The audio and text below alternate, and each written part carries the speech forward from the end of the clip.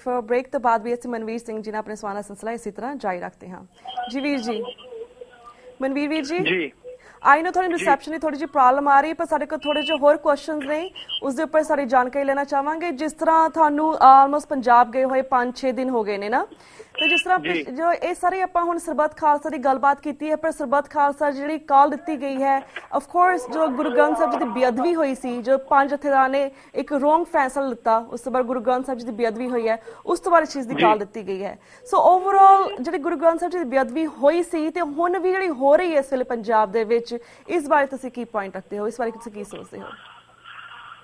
जी बिल्कुल, ਇਹ ਜਿਹੜਾ ਸਾਨੂੰ ਸਪਸ਼ਟ ਹੋ ਜਾਣਾ ਚਾਹੀਦਾ ਕਿ ਇਹ ਜਿਹੜੀਆਂ ਗੱਲਾਂ ਨੇ ਸ੍ਰੀ ਗੁਰੂ ਗ੍ਰੰਥ ਸਾਹਿਬ ਜੀ ਦੀ ਜਿਹੜੀ ਰੋਜ਼ਾਨਾ ਬੇਅਦਬੀ ਹੋ ਰਹੀ ਹੈ ਜਾਂ ਸਿੱਖ ਕੌਮ ਦੇ ਉੱਤੇ ਜਿਹੜੇ ਉਹ ਮਾਰੂ ਹਮਲੇ ਹੋ ਰਹੇ ਨੇ, ਇਹ ਬਿਲਕੁਲ ਹਿੰਦੂਤਵਾ ਦੀ ਇੱਕ ਡਿਕਲੇਅਰਡ ਜੰਗ ਦਾ ਆਖਰੀ ਪੜਾਅ ਹੈ ਸਿੱਖ ਕੌਮ ਦੇ ਖਿਲਾਫ।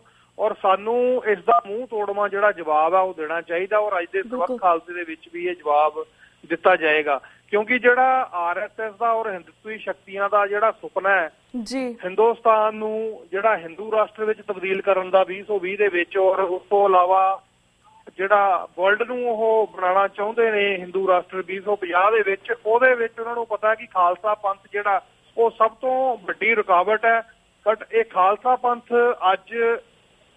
ਅੱਜ ਬਿਲਕੁਲ ਉਹਨਾਂ ਦੀਆਂ ਸਾਜ਼ਿਸ਼ਾਂ ਜਿਹੜੀਆਂ ਉਹਨਾਂ ਨੂੰ ਸਮਝ ਚੁੱਕਿਆ, ਔਰ ਖਾਲਸਾ ਪੰਥ ਇੱਕ ਪੰਥ ਤੇ ਇੱਕ ਗ੍ਰੰਥ ਦੇ ਔਰ ਇੱਕ ਝੰਡੇ ਦੇ ਥੱਲੇ ਇਕੱਠਾ, ਔਰ ਇਹਨਾਂ ਸ਼ਕਤੀਆਂ ਦਾ ਮੂੰਹ ਤੋੜਵਾਂ ਜਵਾਬ ਦੇਵੇਗਾ, ਔਰ ਇਹਨਾਂ ਨੂੰ ਆਪਣੇ ਮਨਸੂਬਿਆਂ ਦੇ ਵਿੱਚ ਜਿਹੜਾ ਕਦੇ ਵੀ ਕਾਮਯਾਬ ਨਹੀਂ ਹੋਣ ਦਿੱਤਾ ਜਾਏਗਾ। ਜੀ ਤੇ ਵੀਰ ਜੀ, ਜਿਸ ਤਰ੍ਹਾਂ ਇੰਨਾ ਕੁਛ ਵਾਪਰ ਰਿਹਾ ਪੰਜਾਬ ਦੇ ਵਿੱਚ ਇਸ ਵੇਲੇ, ਓਵਰਆਲ ਜਿਹੜੀ ਪੰਜਾਬ ਦੀ ਸਿਚੁਏਸ਼ਨ ਜਾਂ ਪੰਜਾਬ ਦੀ ਗਰਾਊਂਡ ਸਿਚੁਏਸ਼ਨ ਕੀ ਹੈ? हेलो, हाँ जी वीर जी। हाँ जी, सवाल दोहराओ जी जरा। हाँ जी वीर जी, मैं पूछ रही सी कि इस वेले पंजाब दी ग्राउंड सिचुएशन की है, जो इन्ना कुछ वापर रहा सिखां दे नाल, साडी बेअदबी हो रही है गुरु ग्रंथ साहिब दी, इस वेले लोकां दे विच रोस संबंधी Punjab the situation, Punjab the ground situation की है?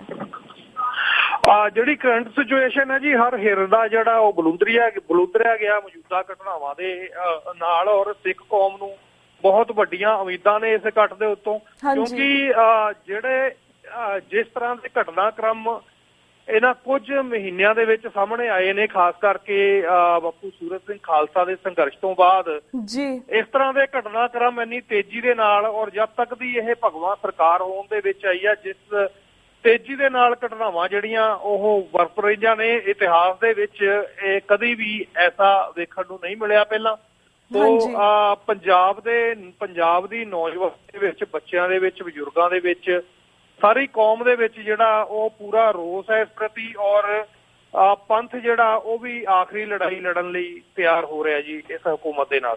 ਜੀ ਵੀਰ ਜੀ, ਆਈ ਨੋ ਕਿ ਤੁਹਾਨੂੰ ਇਸ ਵੇਲੇ प्रॉब्लम आ रही है गलबात करते हुए, बिकॉज जिस तरह से सारे अपने दर्शकों ਨੂੰ दस चुके हैं कि इस वे पंजाब ਦੇ ਵਿੱਚ फोन की सिचुएशन भी खराब है, आलसो इंटरनेट की सिचुएशन भी खराब है। सो आई एम सो सॉरी कि असं थोड़े को 2-3 मिनट हो लवांगे, क्योंकि सानू पता कि पंजाब सरकार ने जान बुझ के सब कुछ किया है ताकि इसनू किसी तरह फेल किया जाए। पर जिस तरह सरबत खालसा कौम की वह इतिहासिक परंपरा है जिस नाल कौम नूं दरपेश हर चुनौती का असीं मूँह तोड़ जवाब दे सकते हाँ। तुहानूं की लगता है कि जिहड़ा अज दा दिन है नवंबर 10 का, कि यह इतिहासिक दिन बनेगा? जी बिल्कुल जी, एक पुरानी रवायत है जिहड़ी अज सुरजीत की गई है बहुत लंबे समय तो, क्योंकि 1986 तो बाद सरबत खालसा नहीं हो सकिया, सो काफी लंबा समा बढ़ जाता। और इस दौरान जिन्नियां शहीदियां सिख कौम दियां होईयां और जिन्नियां घटनावां दे विचों जिन्ने तशद्दुदां दे विचों सिख कौम लंघी है, उसका जिहड़ा सारा लेखा जोखा वो करके इस वक्त सरबत खालसा किया गया, जिसकी बहुत जरूरत सी और समय की बहुत वड्डी मंग सी। सो अज दे सरबत खालसे दे विच तां जरूर, क्योंकि काफ़ी देर बाद किया गया, काफ़ी घट टाइम दे विच किया गया, सो इहदे विच जिहड़ियां गल्लां ने जिहड़ियां ओह तां होणगीआं, मते पगाए जाणगे, पर उस तों नाल नाल जिहड़ा ऐलान इह भी किया जाएगा कि कुछ मते ऐसे ने जिहड़े समय की मंग करदे ने। सो जिहड़ा विसाखी दे उत्ते सरबत खालसा सद्दिया जाएगा, उसका ऐलान भी इत्थे किया जाएगा। सो विसाखी वाले 2016 की विसाखी वाले सरबत खालसा दे विच ਉਹ ਪੱਕੀਆਂ ਮੋਹਰਾਂ ਉਹਨਾਂ ਫੈਸਲਿਆਂ ਦੇ ਉੱਤੇ ਲਾਈਆਂ ਜਾਣਗੀਆਂ, ਹੋਰ ਵੀ ਉਹਦੇ ਉੱਤੇ ਜਿਹੜਾ ਵਰਕਿੰਗ ਕਰਨ ਤੋਂ ਬਾਅਦ।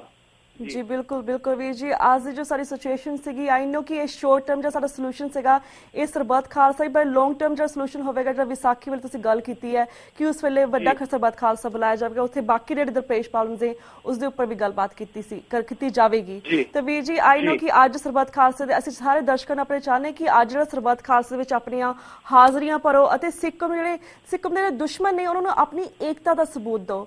ਪੰਜਾਬੀਅਤ ਅਤੇ ਸਿੱਖ ਵਿਰਸੇ ਦੀਆਂ ਮਹਾਨ ਪਰੰਪਰਾਵਾਂ ਨੂੰ ਬਰਕਰਾਰ ਰੱਖਦੇ ਹੋਏ ਸਰਬੱਤ ਖਾਲਸਾ ਵਿੱਚ ਹੁਮਾ ਕੇ ਪਹੁੰਚੋ। ਤੇ ਵੀਰ ਜੀ ਅਸੀਂ ਚਾਹਾਂਗੇ ਸਾਡੇ TV 84 ਦੇ ਦਰਸ਼ਕ ਨੇ ਜਿਹੜੇ ਇਸ ਵੇਲੇ ਤੁਹਾਨੂੰ ਲਾਈਵ ਪੰਜਾਬ ਦੇ ਵਿੱਚ ਵੇਖ ਰਹੇ ਤੁਸੀਂ ਉਹਨਾਂ ਨੂੰ ਵੀ ਇੱਕ ਛੋਟਾ ਜਿਹਾ ਸੁਨੇਹਾ ਜ਼ਰੂਰ ਦਿਓ ਇਸ ਤੋਂ ਪਹਿਲਾਂ ਕਿਸ ਤਰ੍ਹਾਂ ਦੀ ਇਜਾਜ਼ਤ ਲਈਏ। ਜੀ ਬਿਲਕੁਲ ਅਸੀਂ ਪੰਡਾਲ ਦੇ ਵਿੱਚ ਵੀ ਪਹੁੰਚ ਚੁੱਕੇ ਹਾਂ ਜੀ ਔਰ ਸਾਰੀ ਸੰਗਤ ਨੂੰ ਨਿਮਰਤਾ ਸਹਿਤ ਬੇਨਤੀ ਹੈ ਜੀ ਸਰਬੱਤ ਖਾਲਸੇ ਦੇ ਪ੍ਰਬੰਧਕੀ ਢਾਂਚੇ ਵੱਲੋਂ ਔਰ ਸਮੂਹ ਖਾਲਸਾ ਵੱਲੋਂ ਕਿ ਤੁਸੀਂ ਬਹੀਰਾਂ ਘੱਟ ਕੇ ਇੱਥੇ ਆਓ, ਡਰਨ ਦੀ ਕੋਈ ਲੋੜ ਨਹੀਂ ਆ। ਇੱਥੇ ਭਾਵੇਂ ਚੱਪੇ ਤੇ ਪੁਲਿਸ ਤੈਨਾਤ ਹੈ ਜਾਂ CID ਤੈਨਾਤ ਹੈ, ਬਟ ਕਿਸੇ ਵੀ ਅਣਸੁਖਾਵੀ ਘਟਨਾ ਨੂੰ ਜਿਹੜਾ ਰੋਕਣ ਦੇ ਲਈ ਪੰਥ ਬਿਲਕੁਲ ਤਿਆਰ ਹੈ ਜੀ ਔਰ ਜਿਹੜੇ ਇਹਨਾਂ ਦੇ ਮਨਸੂਬੇ ਨੇ ਉਹ ਪਾਸ ਨਹੀਂ ਹੋਣ ਦਿੱਤੇ ਜਾਣਗੇ ਕਿਉਂਕਿ ਇਹ ਖਾਲਸੇ ਦਾ ਇਕੱਠ ਹੈ ਔਰ ਖਾਲਸੇ ਦੇ ਇਕੱਠਾਂ ਦੇ ਵਿੱਚ ਪੂਰਨ ਸ਼ਾਂਤੀ ਜਿਹੜੀ ਆ ਉਹ ਵਰਤਾਈ ਜਾਏਗੀ। ਬਟ ਉਸ ਤੋਂ ਇਲਾਵਾ ਜੇ ਕਿਸੇ ਸਰਕਾਰੀ ਅੰਸਰ ਨੇ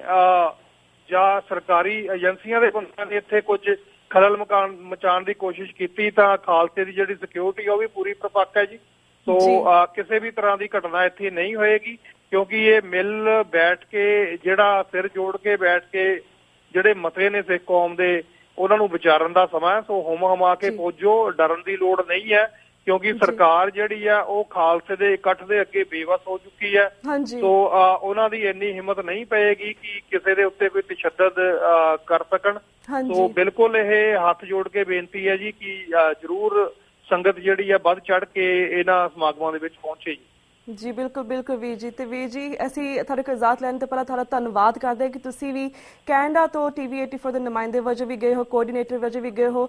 ਆਈ ਨੋ ਕਿ ਹੁਣ ਤੁਸੀਂ ਕੁਝ ਆਵਰਸ ਬਾਅਦ ਪੂਰਾ ਕਵਰ ਵੀ ਕਰੋਗੇ TV 84 ਦੇ ਲਈ, ਜਿਸ ਨੂੰ ਅਸੀਂ ਦਿਖਾਵਾਂਗੇ। ਆਈ ਨੋ ਕਿ ਲਾਈਵ ਨਹੀਂ ਦਿਖਾ ਸਕਦੇ ਪਰ ਅਸੀਂ ਰਿਕਾਰਡ ਕਰਕੇ ਆਪਣੇ ਦਰਸ਼ਕਾਂ ਨੂੰ ਦਿਖਾਵਾਂਗੇ। ਤੁਹਾਡਾ ਉਸ ਲਈ ਅਸੀਂ ਧੰਨਵਾਦ ਕਰਦੇ ਹਾਂ ਕਿ ਹੁਣ ਵਾਹਿਗੁਰੂ ਜੀ ਕਾ ਖਾਲਸਾ ਇਜਾਜ਼ਤ ਲੈਂਦੇ ਹਾਂ। ਵਾਹਿਗੁਰੂ ਜੀ ਕਾ ਖਾਲਸਾ, ਵਾਹਿਗੁਰੂ ਜੀ ਕੀ ਫਤਿਹ। ਤੇ ਵਿਊਅਰਸ ਇਸ ਦੇ ਨਾਲ ਅਸੀਂ ਤੁਹਾਡੇ ਕੋਲ ਇਜਾਜ਼ਤ ਲੈਂਦੇ ਹਾਂ। ਕੱਲ ਨੂੰ ਮਿਲਾਂਗੇ ਸੇਮ ਟਾਈਮ ਸੇਮ ਸ਼ੋਅ ਤੇ। ਤਦ ਤੱਕ ਲਈ ਵਾਹਿਗੁਰੂ ਜੀ ਕਾ ਖਾਲਸਾ, ਵਾਹਿਗੁਰੂ ਜੀ ਕੀ